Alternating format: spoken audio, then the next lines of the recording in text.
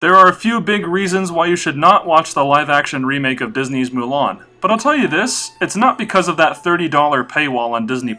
Honestly, yeah, it's a really high price, but it has its benefits compared to other movies. Nobody seems to be complaining about the fact that Amazon Prime costs about $14 a month after tax, and then you have to spend an additional $20 for a PVOD rental like Bill and Ted that's only valid for one use. Which, by the way, that is going to be my next review, so don't forget to subscribe so you don't miss out on that one. Anyway, as for Mulan, you pay $6.99 a month plus tax for your subscription in addition to the $30 for the movie, but then the movie is permanently on your account and can be viewed as many times as you want. Call me out on that if you so wish, but that price is more reasonable than the much higher degree of money some families might pay for 5+ tickets, concessions, and gas money to see something like that in a theater. That being said, this movie is completely worthless no matter how you watch it. Let's get right into this, shall we? First off, Mulan is a testament to Disney being one of the worst offenders in pandering to communist China. I'm not a political channel by any means, don't get me wrong, but even I can't ignore the issues of them filming part of the film in the Xinjiang province, where about 1 million ethnic Muslims are being held at inhumane internment camps. On top of that, the film's star Yufei Liu infamously expressed support for police brutality during the human rights protests in Hong Kong last year, so that's great. But enough of that, let's talk about the movie itself. I don't really like it.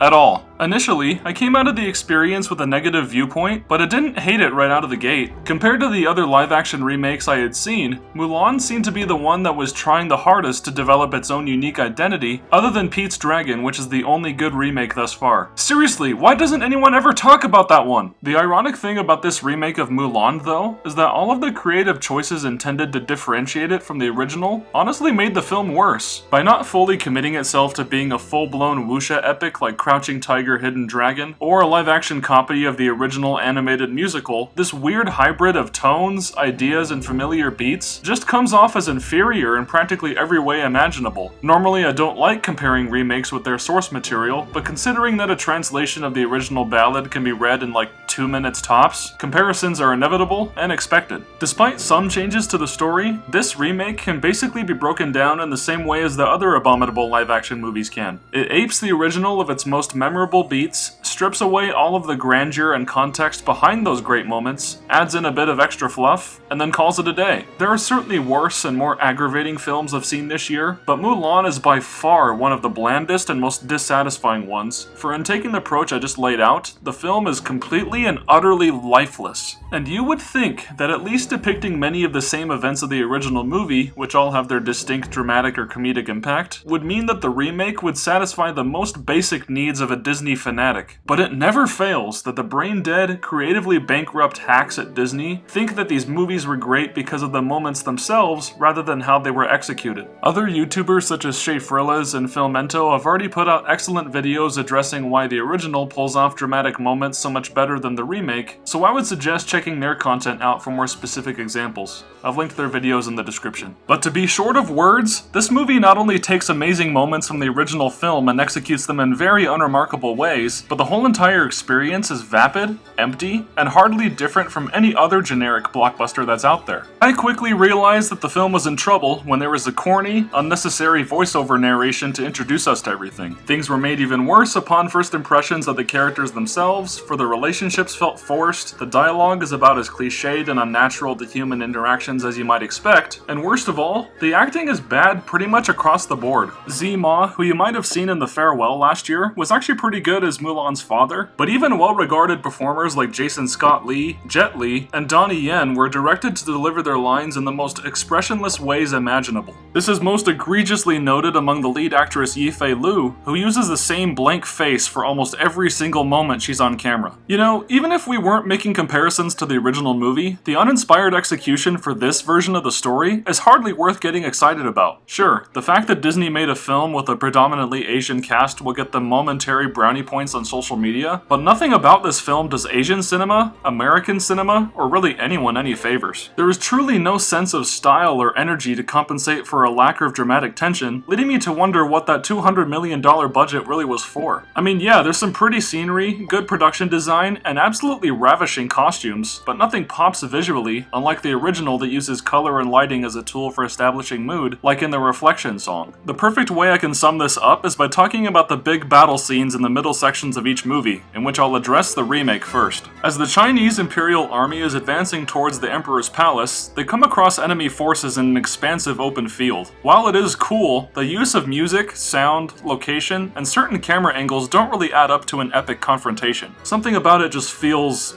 stale, as though the gravity of the situation hasn't really settled in. There are a lot of other factors that play into this, such as the sanitized, poorly edited action, boring generic villain characters, and then Mulan's role in the battle, which I'll touch upon shortly. But once you compare this battle to the same sequence in the original animation, it becomes very clear what was more impactful. I mean, the scene just kinda speaks for itself.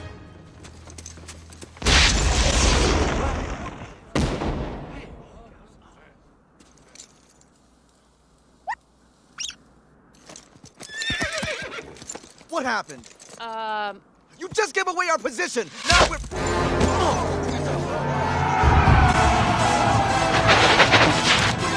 Get out of range! Hold the last cannon!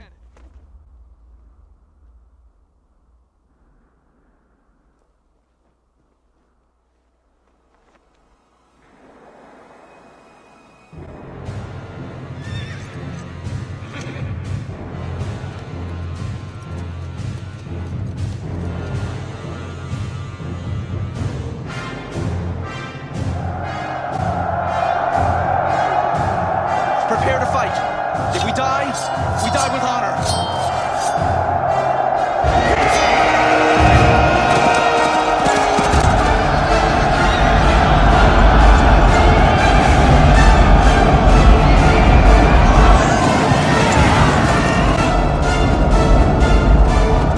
Yeah, aim the cannon at Shan Yu.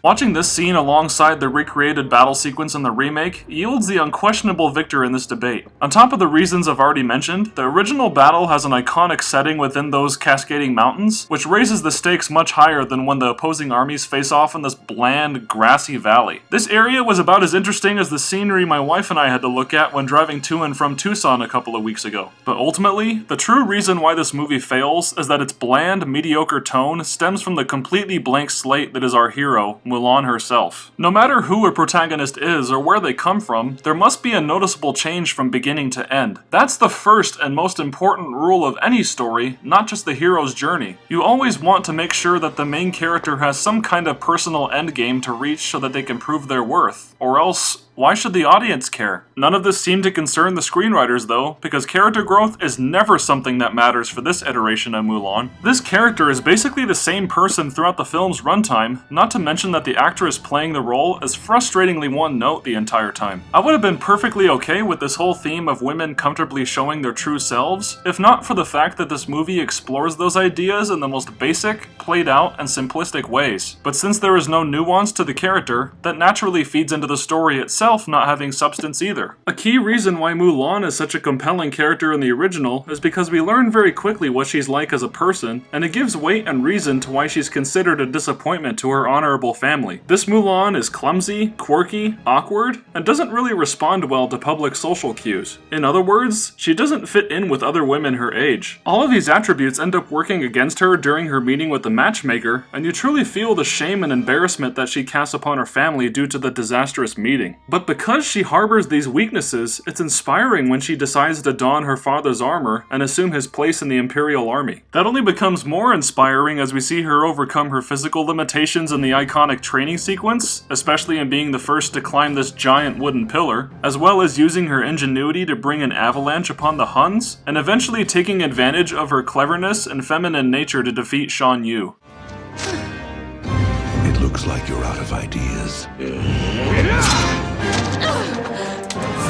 Not quite. Now transition back to Mulan 2020, and the main character is incredibly difficult to read as a person due to the listless performance and weak definition on the page. Her key characteristic is that she possesses an unusual degree of chi, which basically puts her on the same level as Anakin from the prequels in terms of power. The difference here is that Mulan's abilities are so vague and devoid of any concrete logic that they're basically a scapegoat for Disney to force this movie down the viewer's throat as a female empowerment narrative and nothing else. That would be fine if, again, the movie gave us more reasons to care about Mulan than that she has always been unnaturally good in a fight no matter her age. But no, this Mulan overcomes all of her obstacles not for any believable reasons in the story. The narrative just plays in her favor because, well, it's supposed to work out that way. She's supposed to take her father's place in the army, she's supposed to beat that one physical challenge the men couldn't, which is really corny in this movie by the way. She's supposed to send down an avalanche that overtakes the opposing army, which is incredibly corny in this movie. And in the end, she's supposed to take down the main villain, gain favor with the emperor, and bring honor to the family. That's how the story plays out in the original, so by remaking it in a live-action format naturally means that it needs to follow the template of the original,